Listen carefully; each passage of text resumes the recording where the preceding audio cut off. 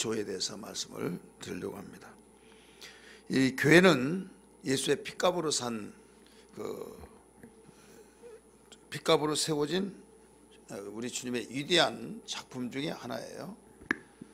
예수님이 이 세상에 책을 남겨놓고 가신 것도 아니고, 예수님이 어떤 공적비를 자신이 세워놓고 가신 것도 아니라, 한 가지 세웠다고 한다면 교회를 기초를 세우시고 가셨다, 이렇게 보면 되겠어요. 근데 기초가 얼마만큼 든든하게 세우느냐, 세상 음부의 권세가 아무리 흔들지라도 요동치지 않는 기초를 든든하게 세웠어요. 자, 교회를 누가 세웠어요? 교회를 누가 세웠어요? 김길랑 권사님?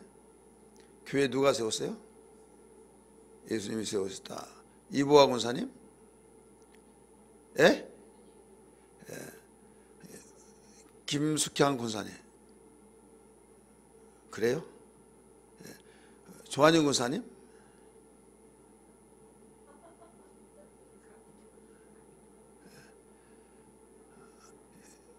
이제 한 분 남았죠? 빨리 하세요. 예. 예. 예. 하나님이 세웠어요? 윤하순 권사님? 누가 세웠어요? 예? 안 들려요. 크게 말해야죠. 예?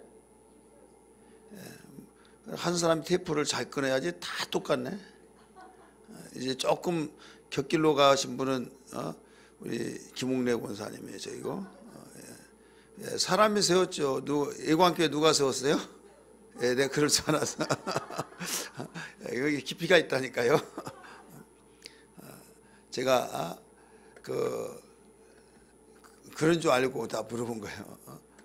우리 권사님들 다 물어봤어요. 예수님이 핏값으로 교회를 세우셨다, 이렇게 말을 하는데, 사실은 교회가 언제 시작됐어요? 예? 예? 또 이제 말을 못하네요. 교회가 언제 시작됐냐? 예? 광야 시대? 이제 막 그냥 더 깊이 들어가네. 교회가 세워진 것은 오순절 마가 다락방에서 세워졌잖아요. 성령에 의해서.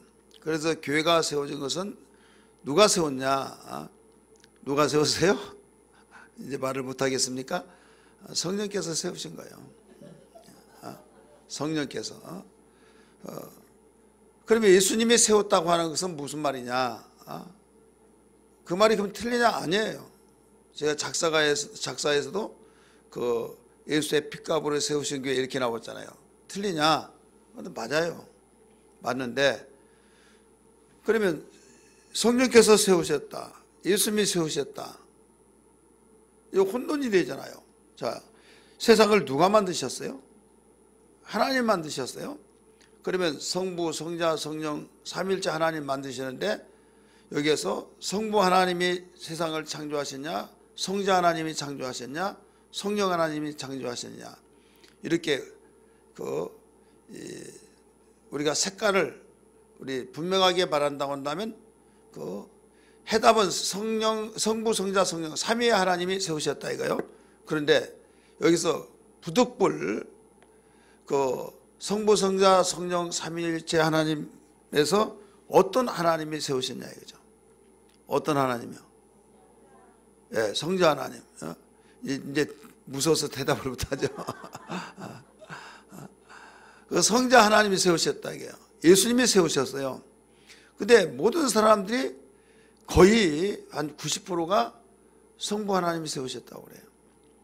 왜 그런가 하면 이 구약의 관점에서 보니까 창세기 1장 1절 보면 태초에 하나님이 천지를 창조하시느니라 해서 이 하나님을 누구를 말하고 있느냐? 바로 성부 하나님을 말하고 있기 때문에. 그래서 가리킨 사람이 그렇게 가리키다 보니까 생각할 필요 없이 누가 천지를 창조하셨냐? 성부 하나님이 창조하셨다. 그러니까 거기에 누가 뭐라고 하지 않고 다 그렇게 해서 내려오고 있어요. 장로교에 그 요리문답, 소요리문답이 있어요. 세상을 누가 창조하셨습니까? 그러면 하나님이 창조하셨습니다. 이렇게 나와요. 그 하나님은 그 어떤 하나님입니까? 성부 하나님이십니다. 며칠 만에 창조하셨습니까? 엿새 동안 창조하셨습니다. 뭘로 창조했습니까? 말씀으로 창조하셨습니다. 그래서 어렸을 때부터 주입식으로 계속 가르쳐 줬어요. 그리고 가르친 자가 있으니까 배운 자가 있고, 배운 자는 또 그대로 배운 대로 그대로 말하는 거죠. 그러다가 SOL 우리 교재 있죠. 중국반 교재. 그 배우신 그때부터 제가 그 이제 본격적으로 그 누가 만드셨느냐, 세상을 성부 하나님이 아니라 성자 하나님이다. 이렇게 여러분들에게 말씀을 드렸어요. 그러면 성경이 어디 나왔느냐라고 할 때 이미 성경은 그 요한복음 1장에서도 가르쳐 주고 있죠. 요한복음 1장 그 우리는 3절부터 보면 그로 말미암지 않고는 세상이 만들어질 수 없었다. 이렇게 나와요. 우리 성경 봅니다. 요한복음 1장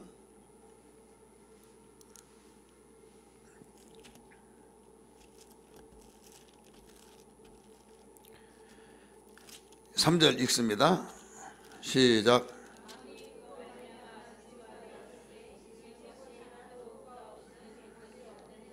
아멘.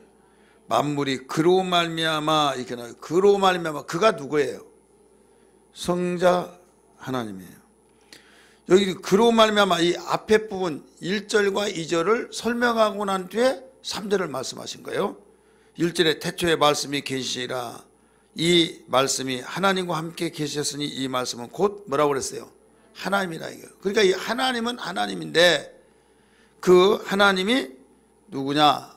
성부 하나님이 아니라 여기서는 하나님을 누구를 가리키고 있어요? 성자 하나님을 가리키고 있는 거예요. 성자 하나님이 천지를 창조하셨다. 그러면서 그가 성자 하나님이 태초에 하나님과 함께 계셨고, 여기서 하나님은 또 누구예요? 2절에서 그렇죠. 성부 하나님이죠. 그가 태초에 하나님과 함께 계셨고, 여기는 성부 하나님을 말하고 있어요. 만물이 그로 말미암아 지은 바 되었으니 하면서 이 성자 하나님이 다 지었다는 것을 일러주고 있죠. 그러면 여기만 나왔냐? 우리 또 봅니다. 10절 말씀 보세요. 10절 말씀. 그가 세상에 계셨으며 세상은 그로 말미암아 지은 바 되었으니, 그로 말미암아 지은 바 되셨으며 이렇게 나오죠. 세상이 그를 알지 못하였고, 여기서는 그는 성자 하나님이에요. 이 세상에 오시기 전에 태초부터 계시는데 그가 천지를 창조하셨다. 이렇게 가르쳐 놓고 있어요. 우리 또 봅니다. 또 어디를 보신가 하면 골로새서 1장 16절. 골로새서 1장 16절.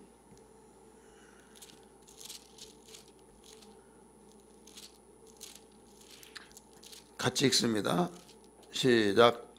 만물이 그에게서 창조되되 하늘과 땅에 보이는 것들과 보이지 않는 것들과 혹은 왕권들이나 주권들이나 통치자들이나 권세들이 만물이 다 그로 말미암았고 그를 위하여 창조되었고, 이렇게 나오죠. 그러면서 누가 지었냐? 여기서 성자 하나님이 지었다는 거예요. 만물이 그에게서 창조되되 15절부터 이어서 보면 더 확실하게 드러나죠. 그는 보이지 아니하는 하나님의 형상이요, 그는 보이지 아니하는 성부 하나님의 형상이요, 이 말이에요. 그가 누구예요? 지금 예수 그리스도를 말하고 있죠.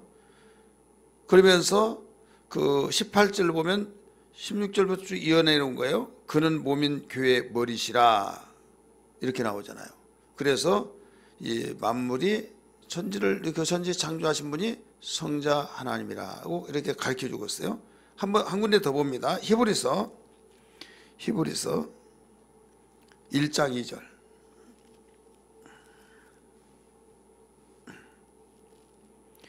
히브리서 1장 2절 같이 읽습니다. 시작. 아들을 통하여 우리에게 말씀하셨으니 이 아들을 만유의 또 그로 말미암아 모든 세계를 지으시느니라. 그로 말미암아 모든 세계가 지었다. 누가 지었다고 분명히 가르쳐 주겠어요? 예수님을 통해서 지었다 이거예요. 근데 왜 이렇게 알지 못했느냐?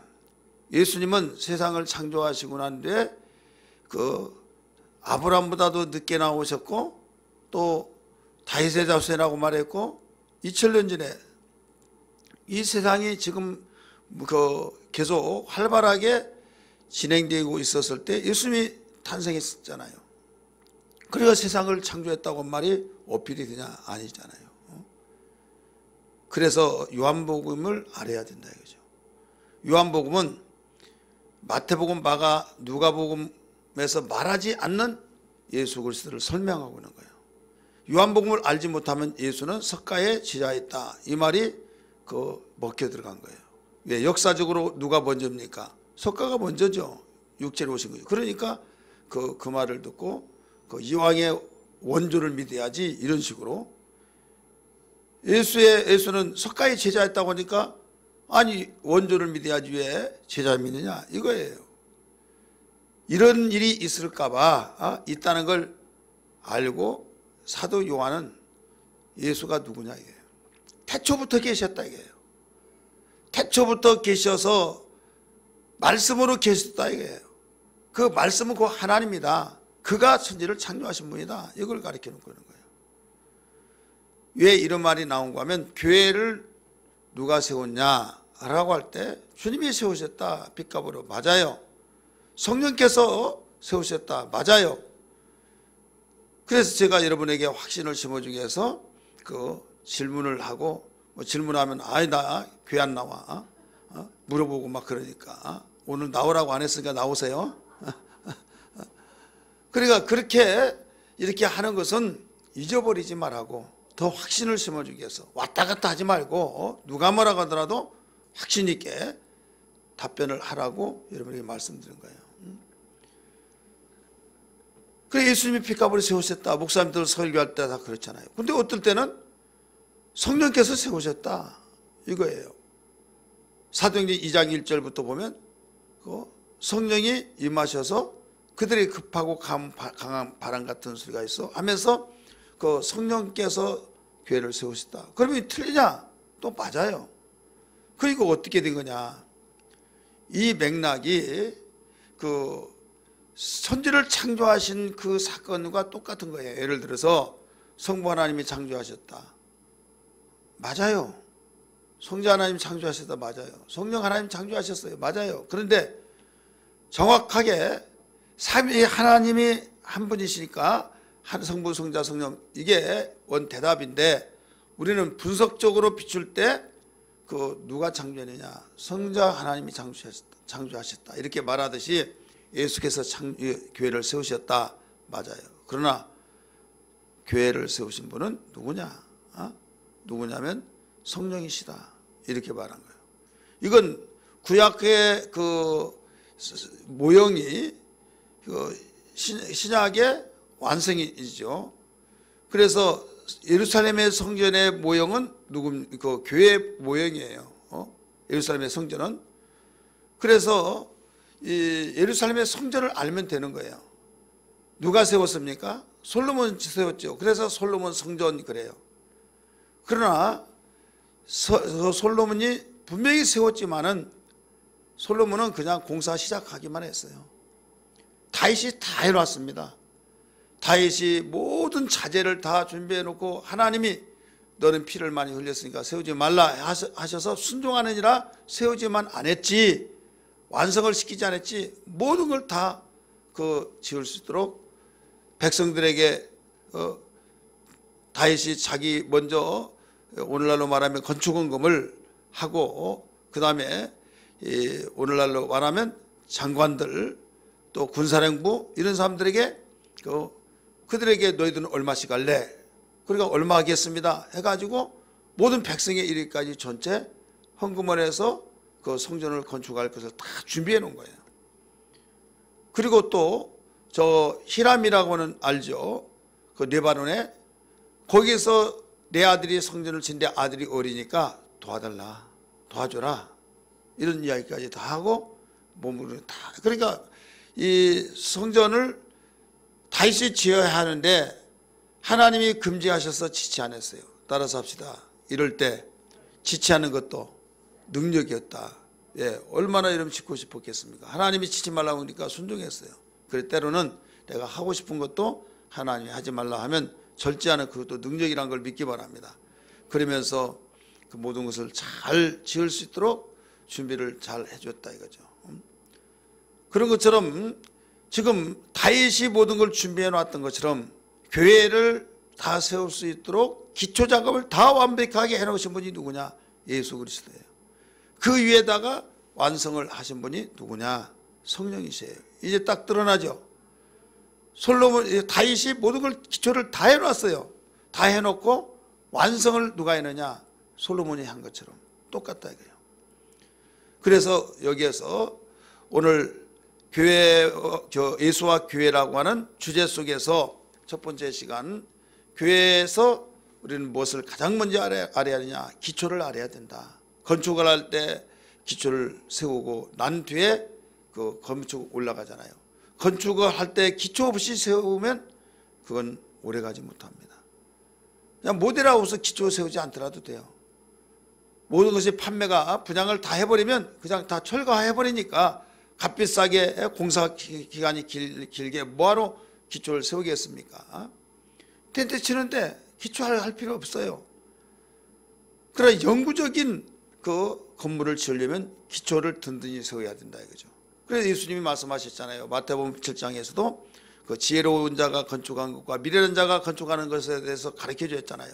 지혜로운 자는 기초를 든든히 세워서 집을 지을 때 탕류가 나고 또 홍수가 나와서 비바람이 몰아닥친다 할지라도 무너지지 않는다. 그러나 미련하게 진 자는 무너진다. 왜? 기초를 세우지 않아서. 마찬가지로 우리는 세상에 그냥 무너지고 없어질 건축물도 기초를 그렇게 중요시 여기는데 지금은 우리나라 그 포항, 경주 거기에서만 그 지진이 일어난 것이 올라온다는 거잖아요. 그래서 올라온 거기 때문에 내진 설계까지 다 하는 거예요. 그래 공사비가 굉장히 많이 들죠. 그래서 법으로 이렇게 되어 있기 때문에 이렇게 건축물도 기초가 중요하다고 해서 철저하게 그 규제를 시키면서 그걸 안 해주면 허가가 안 나니까, 건축하라고 허가 안 나니까 아무리 돈이 많이 들어가더라도 건축하려면 그거 해야 된다 이거예요. 그렇게 하는데 만약에 교회가 기초가 없다고 하면 어떻게 되냐 이거예요. 교회가. 그렇기 때문에 교회는 그 어느 무엇보다도 더 기초가 든든해야 된다. 믿으시길 바랍니다. 따라서 합시다. 교회는 더더욱 기초가 든든해야 된다. 믿으시길 바랍니다. 여러분 주변에서 교회 다니고 또 열심히 신앙생활했고 앞에서 리더하고 이런 사람들도 그냥 나자빠져서 언제 그랬냐 그런 사람이 여러분 종종 있어요 없어요? 있죠. 심지어는 목사님들도 있더라고요. 신학생들도 많아요. 자, 신학을 하면 왜 합니까? 신학을 하면 목사 되려고 그래요? 목사 안 되려고 신학해요? 다른 과는 신학대학에서도 뭐 기독교 교육학과, 음악과, 뭐 또 이런 유치원 그 유아교육학과 하면 그쪽으로 가는 것이 당연해요. 근데 신학과를 졸업했다고 한다면 우리 그 사역을 해야 된다 이거죠. 그러려고 신학한 거 아니냐 이거죠. 그런데 그걸 안 해버린다 이거예요. 왜 그럴까요? 왜 그래요? 기초가 없어서 그래요. 기초가 있다고 한다면 그럴 수가 없다 이거예요. 그래서 이 교회라고 하는 것은 건물이 아니라 예수님을 마음속에 구세주로 영접한 사람들이 모이는 거룩한 회중이에요. 모이는 공동체. 그러니까 모이는 그 공동체가 개개인이 모여서 공동체를 이룰 때 한 사람도 빠뜨리지 않고 신앙 고백이 분명히 해야 된다 이게. 할렐루야. 건축물은 건축할 때 기초를 파면 포크레인을 갖다가 설계대로 2m를 파라고 하면 2m를 파서 설계대로 세우는 거죠. 이게 기초라고 한다면 교회의 기초는 뭐냐? 신앙 고백이에요. 따라서 합시다. 교회의 기초는 신앙 고백이다.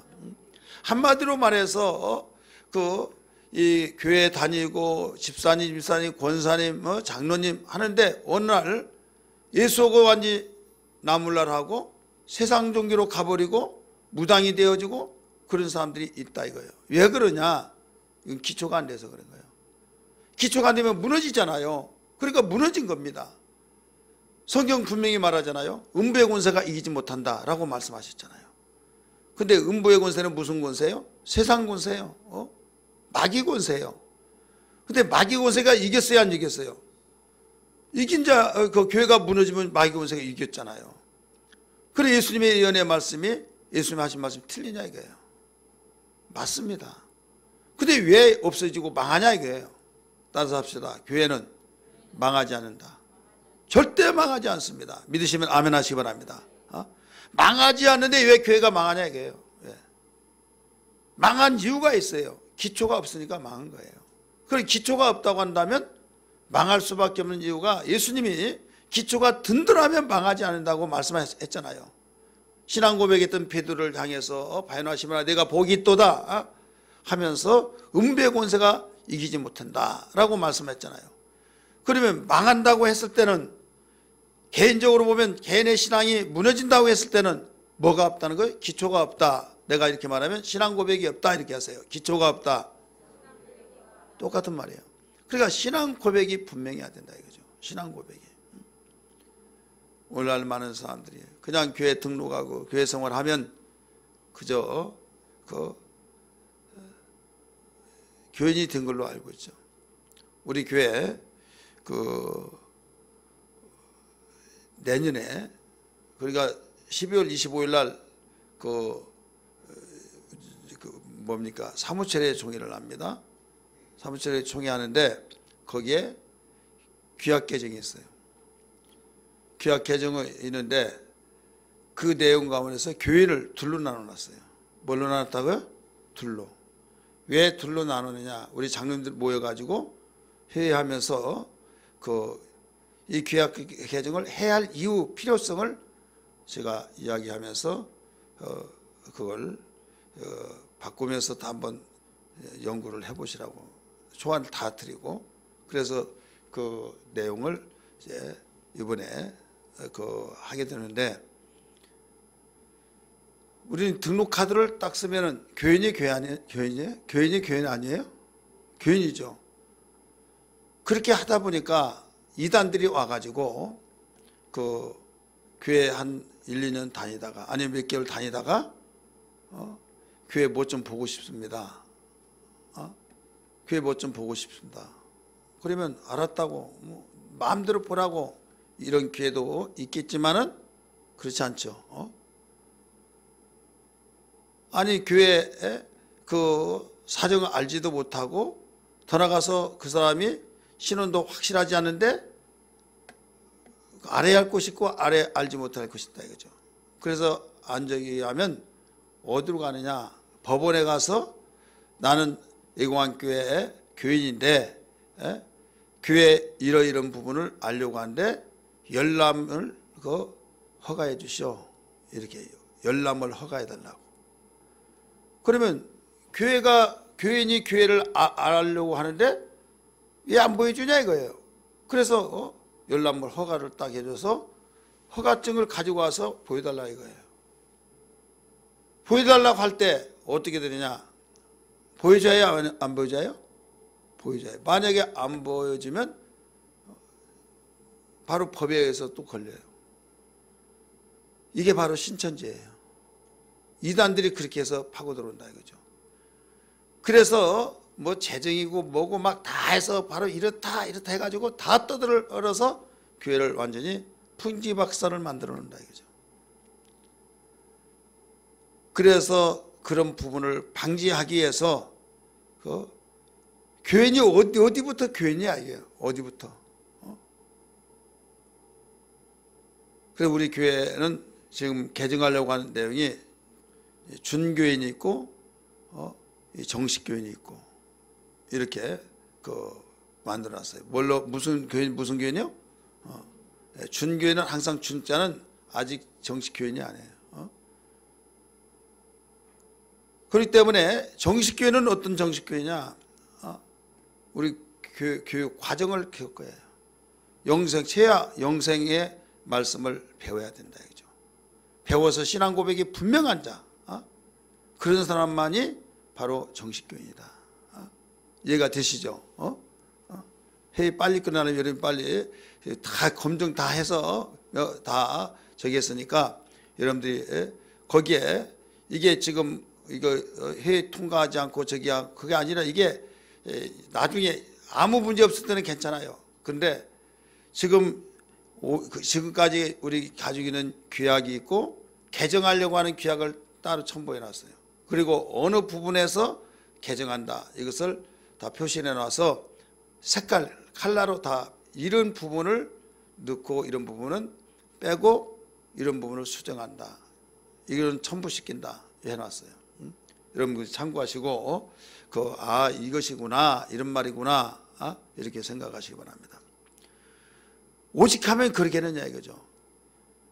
그래서 교회들이 행정적으로 잘못해가지고 문제가 어떤 속수무책이 되어버린다 이거죠. 그래서 종교는 자유가 있다 하는데 못 들어오게 못하잖아요. 근데 그 사람들을 못 들어오게 하면 또 고발을 해가지고 또 못 들어오게 한다 해서 나는 가려고 하는데 근데 누가 그렇게까지 하면서 들어오려고 하겠어요. 여기만 교회냐. 그리고 다른 데 가죠. 못 들어오게 하면. 그렇죠. 근데 그래도 들으려고 하자면 뭐가 있다는 거예요? 없다는 거예요? 있다는 거죠. 그게 바로 이단 신천지다 이거예요. 이단 신천지는 하나님의 교회는 이단 신천지에 비하면 얌전해. 그래서 앞에다가 그 신천지는 들어오지 마시오. 그걸 써붙인 이유가 그게 없으면 법적으로 또 걸리는 거예요. 왜 못 들어가게 하느냐 이거죠. 종교의 자유가 있는데 왜 그 사람을 못 들어가게 하느냐 이거예요. 괜히 그런 걸 붙이고 그럴 이유가 뭐가 있냐 하지만은 이런 것이 있기 때문에 당한 교회들이 이제 졌어요. 법원에서 왜 그러냐 이제 종교의 자유가 있는데 왜 못 들게 원하냐.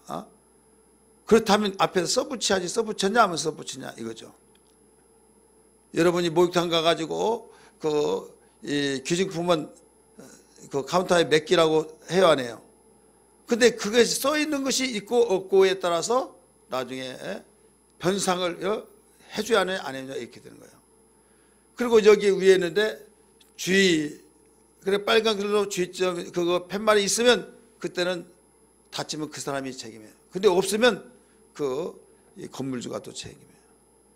우리 같이 있었던 한 집사님이 있었는데 자기 친구가 목사님이고 해병대 출신인데 개척하면서 교회가 이사하면서 종탑을 이제 철거해 하니까 이전에 하니까 도와주러 가가지고 감전 사고로 완전히 거기서 그 목사님은 팔을 끊고 도와주러 갔던 그 집사님은 여기에 막 살찜이 다 떨어지고 해서 뼈가 보이고 막 그랬어요. 그러니까 이거 자기가 잘못했잖아요. 근데 누구에게 하소연할 수도 없는 거고. 근데 어떤 분이 거기에 고압선 위에다가 위험 표시를 써놨냐 안 써놨냐 없다고 그랬더니 그러면 한전에서 책임진 것이다. 그래 봤더니 정말 없는 거야. 그래가지고 한전에다가 배상을 청구했어요. 그래서 한전은 다 해줬어요. 그래서 고압 볼트 몇 볼트를 하면서 위험이라고 한 표시가 있으면 여기 있는데 네가 조심하지 않았잖느냐 그러면 청구를 못한 거예요. 근데 없으면 또 이렇게 위험했는데 왜 쓰지 않았냐 그래가지고 해줄 수밖에 없는 이렇게 되어지는 것이다 이거죠. 참 세상이 말세죠. 교회까지도 누구는 오지 마시오 하니까 그렇잖아요.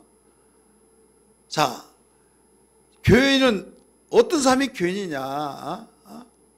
정말 신앙 고백이 없이 되어지기 때문에 그런 문제가 일어난다 이거죠. 어떤 분은 주를 위해서 목숨을 바치고 가죽을 벗기고 목숨을 내놓고 이 칼도마에 동태를 자르듯이 도끼로 목을 잘라서 그런 가운데서도 예수 믿겠다고 하고 예수만이 왕이시라고 고백했던 그런 우리 믿음의 선조들이 있는 반면에 어떤 사람은 조그만 얘기가 나도 삐쭉빼쭉해 나 교 안 나가 해서 안 나가버리고 똑같은 신앙생활을 왜 그러냐 이거예요. 왜? 여러분 이상하지 않습니까? 어떤 사람은 전 생애를 다 바치면서 교회에 헌신하고 복음을 위해서 살고 그런데 어떤 자는 그렇게 돌보면서 신앙생활을 열심히 해야 된다고 하더라도 자기 비유만 들으면 완전히 그냥 무기가 뭔지 아십니까? 나 교회 안 나가. 그러면 막 교인들이 여러분 셀장들이 셀원 중에서 나 교회 안 나가. 나 셀을 안 참석해. 그러면 셀장은 가장 무서운 거예요. 그래요 안 그래요? 우리 셀장님한테 물어봐야겠네. 어떤 셀장님입니까? 우리 그 유영자 셀장님. 나 셀 모임 안 모여. 그런 사람이 없겠죠. 이명 우리 과거의 셀장 저기 하니까 뭐 그러지는 않을 것이고 나 셀 안 모여. 그랬어요? 지금 일러버려 나한테. 김정숙 우리 집사님 나 셀 안 모여. 그랬어요? 안 했죠. 아니 어떤 사람 그러면 아이고 왜 그러냐고 막 속에서는 신앙생활 너희 위해서 하지 나에 위해서냐? 당장 안 하려면 말하라. 여기까지 나오더라도 그렇게 못해. 또 가서 이렇게 하면서 완전히 간담이 녹아내린다 이거죠. 근데 그렇게까지 하는데도 안 믿어. 조금만 저기면 얘 이러냐 저러냐 하고 설교에 댓글 걸죠. 교인들의 댓글 누구 보기 싫어 그렇지 누구 때문에 왜 그렇게 걸린 것이 많습니까? 자, 병든 사람은요 합병증 걸려 죽어요. 병 하나 딱 걸렸을 때 그걸 완전히 저항력에서 물리치고 없애버려야 하는데 없애지를 못하고 그거 이기지 못하면요 다른 데 또 아프고 이거 아프고 저기 아프고 하다 보면 완전히 합병증이 생겨서 죽는다니까요. 왜 그래요?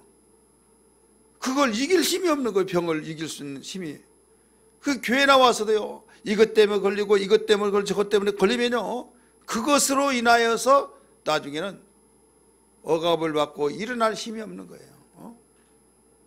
근데 어떤 사람은 그걸 다 이긴다 이거예요. 자, 블레셋 사람이 삼손을 그렇게 잡으려고 했지만 잡았어요? 못 잡았어요? 못 잡았어요. 삼손 잡았다 해서 와서 막 이게 포성줄로 묶고 막 그러면 잠자는 데 다 묶어놨어요. 그러니까 나중에 이거 뭐야 하니까 완전히 불타서 없앤 것처럼 다 끊어져 버리고 그래가지고 완전히 한번 주먹 때리면 들어서 막 던져버리면 돌멩이 던지는 것처럼 다 날아가 버리고 막 이기는 길이 없는 거예요. 삼손 하나를. 그래서 포상금을 내고 그러잖아요. 왜 이기지 못해요? 힘이 있으니까. 그래 우리는 이런 이야기를 알면서 우리가 영적인 힘이 있다고 한다면 시험 들 이유도 없는 거예요. 그러냐? 왜 그래? 이런 말 내가 들었는데 그렇게 상처받았냐고 미안하다고 이렇게 말해서 그 사람을 연약하기 때문에 이 믿음을 세워주고 그러면서 뭐 자존심도 없냐 하지만은 자존심 문제가 아니라 저 사람 영혼을 위해서는 이보다도 더 하란 말을 내가 다 이렇게 해주겠다 하는데 어떤 사람은요 내 앞에 무릎 꿇고 싹싹 필기 전에 절대 안 나가 그런 사람이 있다 이거예요. 지가 나가든지 내가 나가든지 막 이렇게 하면서 신앙생활을 하니 무슨 결실이 있겠느냐 이거예요. 왜 똑같이 교회를 다니면서 그러냐 이거예요. 그 이유는 다른 것이 아니라 신앙 고백 곧 교회 기초가 개인적으로 이루어지지 않아서 그렇다. 기초를 든든히 세우면요 아무리 흔들고 아무리 그 비바람 홍수가 밀어닥친다 할지라도 허물어지지 않습니다. 기초가 센찬하면요 산에 그 산 사태가 나가지고 그냥 내려가면서 기초까지 같이 떠내려가 버리는 경우들이 이러면 상당히 많지 않습니까? 기초는 다른 건 다 떠내려가더라도 기초는 남아야 하는데 기초까지도 떠내려가면 기초가 약하단 거요? 아니면 강하단 거요? 약하단 거예요. 마찬가지예요. 우리 신앙도 그래요. 나는 기초에 있다라고 하는데 나 교회 다니려나 예수고 보고 다 귀찮아 막 하면서 닭병 들어버리면 안 된다. 옆에 분에게 닭병 들으면 안 됩니다. 닭병 알아요? 예? 자, 닭은 건강한 것을 어디 보면 알아요?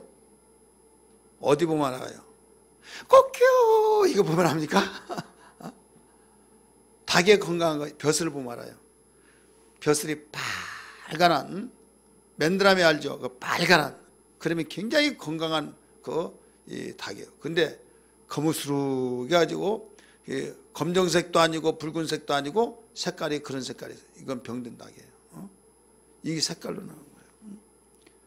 마찬가지로 교회에서도 닭병 들면 벌써 시험 든 거예요.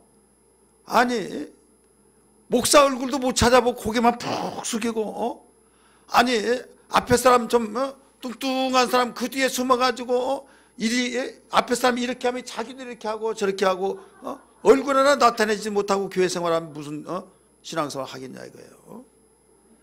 우리 교회는 기둥이 가운데 없어서 정말 감사하죠. 기둥이 있으면 그쪽으로 다 물릴 거야.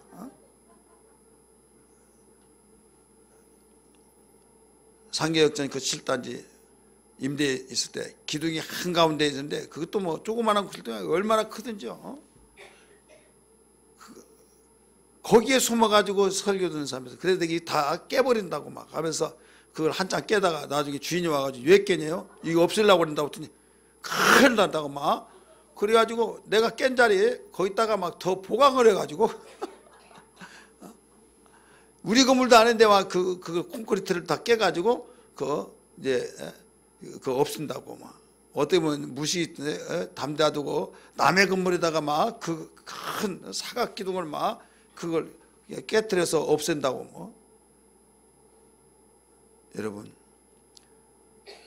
똑같은 예수 믿는 사람인데 어떤 사람은 목숨을 내놓고 순교를 당하면서까지 신앙생활을 하는데 어떤 사람은 그렇지 못하면서 얼뜻하면 교회 안 나온다고 얼뜻하면 교회 안 한다고 하면서 협박 아닌 협박이 되어버린다 이거죠.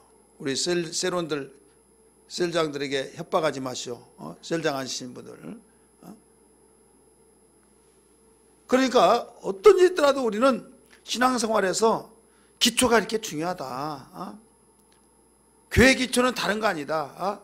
신앙 고백이다. 그러면 베드로가 어떤 신앙 고백을 했습니까? 예수님이 세상 사람 12 제자들을 모아놓고 얘들아 세상 사람이 나를 누구라고 하더냐?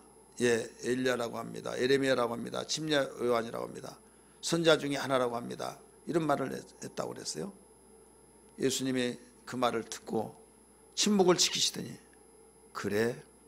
그러면 너희들은 나를 누구라고 하느냐? 성질 급했던 베드로가 제가 나눠서 누구라고 하면 막 서로 안 나가지고 박 집사님 먼저 나가 김 집사님 먼저 나가 하는데 베드로는 제가 말하겠습니다 하면서 막 주는 그리스도시요 살아계신 하나님의 아들이십니다. 그러니까 거기에 예수님이 감동을 받고 바이나시모나 네가 보이도다. 네가 그렇게 말한 것은 네가 혈육에서 잘 배워서 하는 것이 아니라 하늘에 있는 내 아버지의 뜻으로니라 라고 하면서 그 뒤에 뭐라고 했습니까? 내가 네 위에 내 교회를 세우리니 음부의 권세가 이기지 못하리라 하면서 천국을 주면서 닫으면 열 사람이 열면 닫을 사람이 없다 하면서 땅에서 무엇이든지 풀면 하늘에서 풀어질 것이요 땅에서 무엇이 매면 하늘에서 매어질 것이니라. 그래서 20절에 뭐라고 합니까? 아무에게도 나를 그리스도라고 말하지 말라 이렇게 말씀하셨죠. 자, 오늘 여기서 우리는 베드로가 신앙 고백했을 때 예수님이 감동을 받으시고 축복하셨어요. 근데 세상 사람들이 말하는 고백을 가지고서는 참 한숨을 내신 거예요. 뭐라고 고백했습니까? 엘리야라고 합디다, 에레미야라고 합디다, 또 누구라고 합디다? 침례원이라고 합디다, 선지자 중에 하나라고 합디다. 엘리야 대단한 사람입니다. 하늘에서 불을 끌어당기기도 하고 또 비를 오게도 하고 오지 않게도 하기도 하고 얼마나 대단합니까? 불을 토하기도 하고. 예레미야 공의의 선지자잖아요. 눈물의 선지자. 불의를 보지 못하고 애통하면서 어떻게 해서라도 그들을 하나님의 심정으로 돌이키려고 몸부림치는 수많은 사람들이 타락하고 있을 때, 선자들끼리 동료들이 다 타락하고 있을 때 아니라고 하니까 에로이 혼자 싸우니라고 얼마나 힘들었습니까? 예수님을 그런 사람으로 봤어요. 그런데도 있으면 감동받지 않았어요. 어떤 사람은 침례 요한이라고 했어요. 여자에서 난자 중에서 그보다 큰 자가 없다고 했던 그 침례 요한, 선자 중에 하나라고 했어요. 주님은 그렇게 이적과 기사와 표적을 나타내고 하나님의 아들이라고 하는 것을 당신이 가르쳐줬음에도 불구하고 그들은 기꺼이 예레미야나 선지자 또는 침례 요한, 엘리야 이런 사람을 봤다는 자체가 너무나 속상한 거예요. 기초가 안 됐다 이거예요. 근데 모처럼 너희들 중에는 나를 누가 하더냐라고 12제자에게 물어봤더니 그 중에 하나 베드로가 주는 그리스도시요 살아계신 하나님의 아들이라고 하면서 아주 고백 한마디를 했는데 예수님이 얼마나 기뻤던지 듣고 싶은 말이었다 이게요. 그런데 바요나 시몬아 네가 복이 있다 이렇게 강조하면서 감동을 받으셨다 이게요. 그럼 우리는 신앙 고백이 신앙 교회의 기초라고 했잖아요. 그러니까 가장 먼저 우리가 해야 할 것은 뭐냐면 고백이 있어야 된다. 고백이 이루어지지 않으면 기초가 없는 신앙이다. 교회의 기초가 없다고 한다면 무너지는 거예요. 결국 망하는 거예요. 음부의 권세가 이기지 못한다고 했으면, 세상 권세, 마귀 권세가 이기지 못한다고 했으면 교회는 절대 망할 수가 없는데 오늘날 교회가 망한다 이거예요. 신앙이 무너질 수 없는데 신앙이 무너진다 이거예요. 뭐가 잘못했다는 거예요? 기초가 없으니까. 그래서 우리는 돌다리도 두들기고 가란 말이 있듯이 오늘 우리는 예수와 교회라고 하는 주제를 통해서 당분간 말씀을 전할 텐데, 우리 자신이 스스로 기초를, 나는 교회 회원의 한 사람으로서 내 신앙의 기초는 든든한가 한번 점검해 보자 이거예요. 따라서 합시다. 내 신앙의 기초는 든든한가? 내 신앙의 기초는 정말 든든하냐? 아무리 어려운 시험이 온다 할지다, 아무리 온 물질의 어려움이 있고, 아무리 주변 사람들이 나를 정말로 이런저런 속상한 말을 한다 할지라도, 말로 표현할 수 없는 그 가슴 아픔이 있다 할지라도, 어떤 무엇이 나를 사방팔방으로 이겨싸여서 나를 숨막히게 한다 할지라도 내 신앙이 흔들리지 않는 이 신앙의 기초가 든든하다는 걸 믿기 바랍니다. 아무 잘못도 없는데 왜 형님들이 나를 죽이려고 한가? 내가 무슨 잘못이 있는가? 하나님이 나를 불 속에 왜 나를 사자굴 속에 집어넣게 하신가? 하나님 못하실 것이 없는데, 그러면서 하나님 원망하고 의문을 갖고, 그게 아니라 하나님은 분명히 무슨 뜻이 있다, 사람이 감당할 시험 밖에는 당할 것이 없나니 만약에 감당치 못할 것은 하나님 아시면 피할 길을 주신다고 하셨으니, 주님 나는 주님께 맡깁니다, 감당할 수 있는 능력을 주시옵소서 하면서 기도해 나가면서 하나님과 더 친밀해지고 가까워진다고 한다면, 하나님은 그에게 놀라운 축복으로 더 준비하신 것을 그에게 부어줄 줄 믿으시길 바랍니다. 기초가 든든해야만, 여러분 하중이 든든해져서 아무리 1층, 2층, 10층, 50층 올린다 할지라도 끄떡없는 거예요. 근데 기초가 든든하지 못하면 올라갈 수가 없이 주저앉아 버린 거예요. 그래서 우리의 신앙 똑같이 어떤 핍박도, 어떤 고통도, 박해도, 위협도 여기에서 조금도 우리를 위협할 수가 없다. 바울이 고백했잖아요. 적신과 칼과 영과 어떤 무엇도 나를 그리스도의 사랑에서 끊을 수 없느니라. 할렐루야. 또마서 그렇게 가르쳐 놨잖아요. 어떤 걸로 협박하고 압박하고 고통을 주는다 할지라도 나를 그리스도의 사랑에서 끊을 수 없다. 이것은 기초가 그만큼 든든했기 때문이에요. 그런데 1층도 못 올려가지고 그냥 와그르르 무너져 버린 사람들이 얼마나 많습니까? 저는 이 설교를 준비하면서요, 그렇구나. 믿을만하고 저 사람은 정말 신앙생활 잘할 거야, 참신하고, 그런데 오늘날 힘없이 무너지더라 이거예요. 왜 안 나오냐? 11조 설교했다고 자, 11조 설교했다고. 어떤 사람은 무엇 때문에 심으냐? 다른 교회는 저 뒤에다가 헌금통을 왜 헌금통을 이렇게 돌리냐는 거죠. 어떤 사람은, 어떤 교회는 그냥 왜 여기는 또 이름을 또 부르냐는 거죠. 자, 부르는 것이 좋은 교회요, 안 부르는 교회가 좋은 교회예요? 예? 입장 곤란하네. 모르면 나한테 물어보세요. 목사님은 부르는 교회가 좋은 거예요? 안 부르는 교회가 좋은 교회냐고. 예? 아니, 확실하게 물어봐요. 그냥 하지 마시고. 예. 부른 교회도 좋고 안 부른 교회도 좋아요. 그렇잖아요. 헌금통을 저 뒤에다 놓은 교회가 좋아요. 그거는 예수님이 그렇게 했을 때 성경이 이렇게 했지 않느냐. 그리고 여기서 앞에 갖다 놓고 돌리는 교회가 좋냐, 어느 교회가 좋아요? 뭐 잘 배워가지고 벌써 써먹네.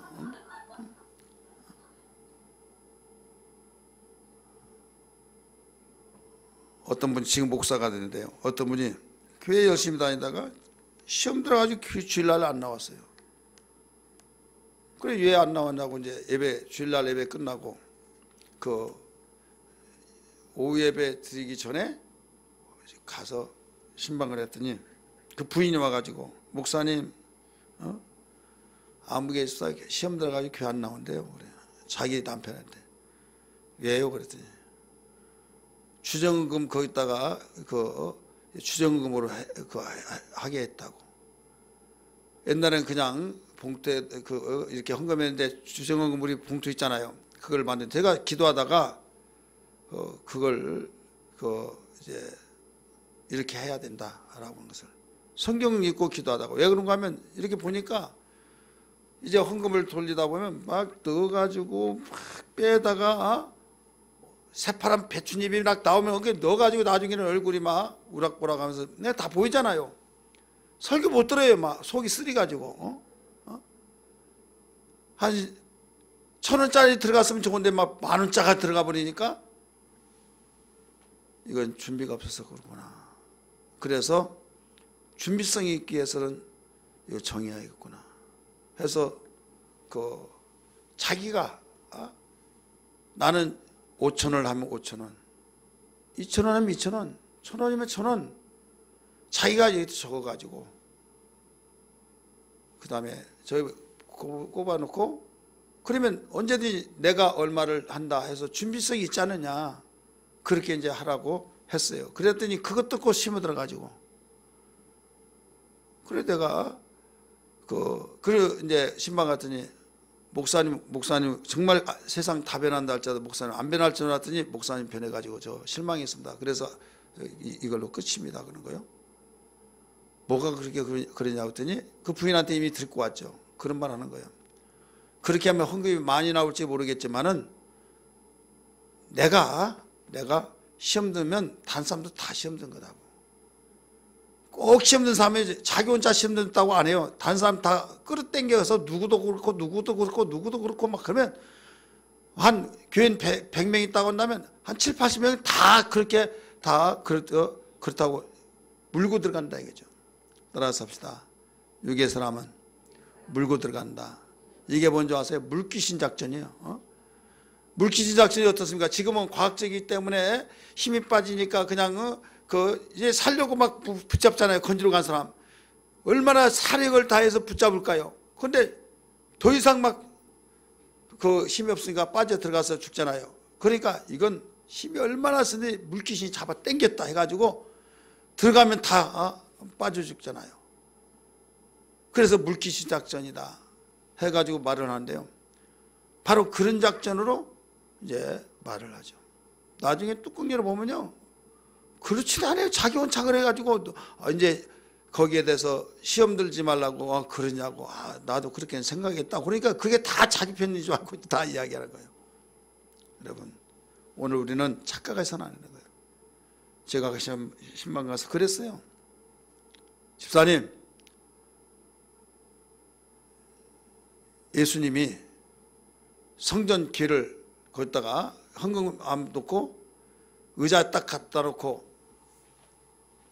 이렇게 해서 앉고 누가 얼마는가 이렇게 관심을 보면서 누구는 얼마 넣고 누구는 얼마 그걸 지켜봤다.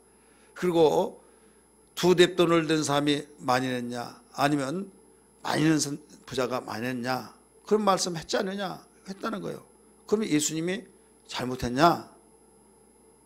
그러니까 그 말을 답변을 못하고 무릎 꿇고 목사님 잘못했습니다. 그러면서 해결이 됐어요. 지금 목사가 되지만 그러니까 그만큼 예수님은 헌금하는 것에 얼마나 관심을 가졌는지 몰라요. 자, 천지를 당신이 지었는데 왜 관심을 가질까요? 이것은 복음 받으려고 하는데 헌금은 안 내려고 하고, 이건 뭐냐면 복음 많이 받으려고 많이 거두려고 하는데 심지는 않고 무슨 봅니까? 무슨 보여? 무슨 만 보여? 예? 도둑놈만 보지. 예? 아니 많이 거두려고 하는데 심지는 않고 그러면 도둑놈뿐이 없잖아요. 파는 사람이 다 복 받으려고 하는데 심지는 않는다 이거예요. 예수님은 왜 거기에 그 문에서 지켜보면서 누가 많이 냈냐 이걸 왜 말씀하셨을까요? 많이 심으라는 거예요. 그래서 복을 많이 받으라는 거예요. 많이 심는 자는 많이 되고 적게 심는 자는 적게 난다 라고 말씀하셨듯이. 그래서 우리는 신앙생활하면서 기초가 든든하면 그걸 다 수용해요. 다시 말해서 기둥이 든든하고 기초가 여기 땅속에 들어가는 데 든든해서 완전히 설계대로 든든하게 10층을 올리면 10층 모든 걸 다 모든 무게를 하중을 받습니다. 다 감당한다는 걸 믿기 바랍니다. 다 감당한 거예요. 그러나 기초가 든든하지 않고 돈 많이 들어간다고 기초 든든하게 않고 그냥 대충 하면서 높이는 또 올리려고 그래요. 그러면 그냥 주저앉아서 무너뜨리고 인명피해가 있고 물질 피해가 있고 시간적인 것이 얼마나 손해를 많이 봅니까? 그래서 우리 주님은 모든 원리를 여기에 다 가르쳐 주신 거예요. 그래서 교회도 기초가 든든해야 된다. 신앙 고백이 든든해야 된다. 이것을 일러주신 겁니다. 신앙 고백 4가지로 우리는 분석해 볼 수가 있어요. 16장 16절 주는 첫 번째예요. 그리스도요. 그 다음에 살아계신 하나님의 아들이시라.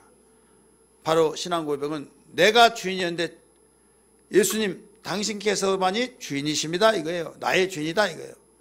그 다음에 그리스도 기름 부음을 받은 자 왕이다 이거예요. 왕. 때로는 말씀할 때 선지자고 때로는 제사장이 되시고 그래서 그리스도란 거예요. 그 다음에 또 살아계시다. 제사장이 죽어버리면 끝나잖아요. 아무리 힘 있는 사람이 있더라도 죽으면 끝나는 거예요. 근데 영원히 죽지 아니하신 살아계신 분이다. 죽더라도 살고 이건 뭐예요? 생명이시다 이거죠. 이때 하나님의 아들이시니라. 요셉의 아들이라고 말했고 저자는 죽었다 끝났다 십자가 못 박혀 죽었다고 끝났다고 할 거 아니에요. 그러나 그분은 하나님이시기 때문에 살아계신 하나님의 아들이기 때문에 죽어도 살겠고 해서 이미 신앙 고백은 죽지 않는다 이걸 가르쳐 준 거예요.